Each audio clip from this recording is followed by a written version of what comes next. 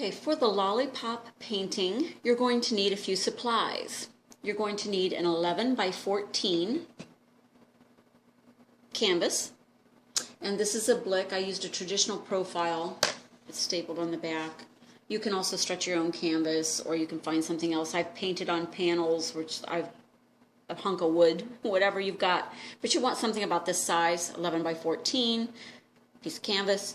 You're going to need at least 3 different size brushes, and I find that this package of brushes that I bought, that came several in a pack of these student grade brushes, were just fine for our purposes, or you can go a little more these longer professional brushes if you want to, but a pack of these are fine. I used at least 3 different sizes, a nice flat brush, a little flat brush, and then I had something a little pointier. You'll notice when you buy them in bundles that sometimes they're stiff, and they're stiff because they come with a sizing on them. Once you get them in water and rinse them out, this bristle will soften up. Which brings me to the next point about brushes. When you buy your brushes, make sure you buy something that says it's for acrylic or oil. Will work for acrylic as well. Oil painting brushes are usually a little more expensive because they're hog hair or something that'll stand up to that harsh turpentine. So acrylic brush is fine. If you buy something that says it's for watercolor, usually it's a little too soft for the medium body paint that we're using. So find something that's appropriate for acrylic, and you can buy the cheap child ones, are just fine as long as the bristles aren't coming out. This seems to be a good one. You'll need a container, just an old container and a lid. I use the lid for a palette, and we can use the container as our water bucket, and at the end of our day we can cover our paints. You will need paint, and I always buy the big giant size white, because you will always use white in every painting, and you'll use a lot of white. So this happens to be a titanium white that I was using. You'll also want to buy black, and you won't need as much black as you use in white, but it's something you'll use in every painting.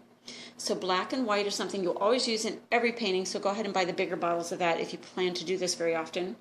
And I also recommend that you have the alizarin. That alizarin crimson, it's a transparent color, but it always helps punch in your shadows a little bit more, and you'll find you'll use this quite a bit. It's a handy little color to have. Aside from those 3 main colors, and the alizarin's actually optional, you'll want to have at least 5 other colors of your choice for this painting. I have a primary red. I chose a green and orange, a blue, and a purple. So those are the colors that I used in this painting. So you'll want to pick 5 other colors plus black and white, and maybe alizarin. So write that down in your brushes.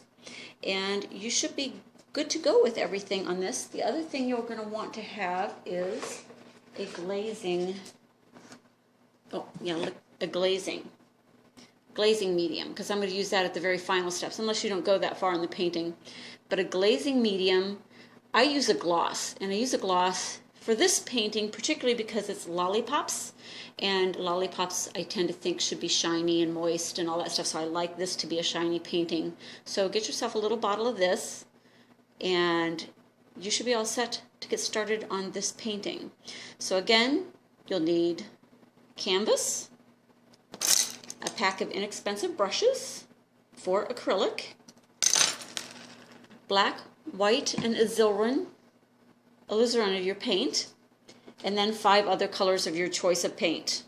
And collect your little butter bowls or containers, Cool Whip containers, whatever.